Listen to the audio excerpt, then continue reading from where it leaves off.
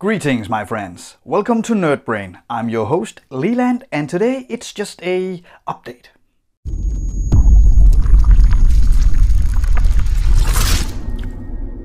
So, I don't know if you can see in my drawing room, but all the miniatures I've put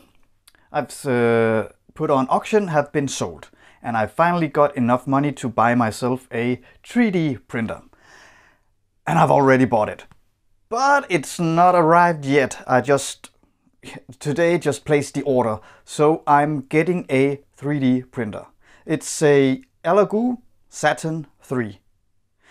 I've done a lot of research, but basically this is just what I want. So I'm just planning on what should I print first? That's the whole ideal. So I really want to print a Titan, but let's be honest, that's not the first thing no one should be printing.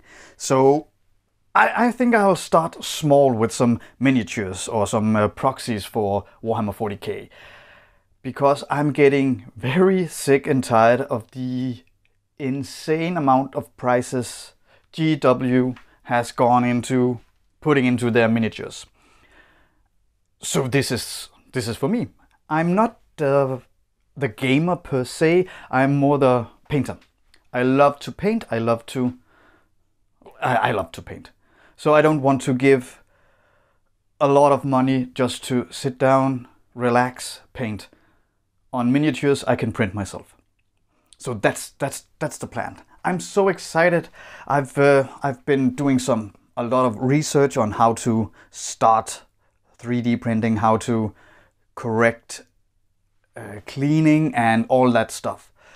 So it's a new adventure for me. We'll see. And I also have plans on making my own 3D models. So I just need to figure out how to how to do that. But how hard can it be? Well, yeah. Well, this is just a quick update for me, telling you guys that I've put in an order for a Elegoo Saturn 3 12K.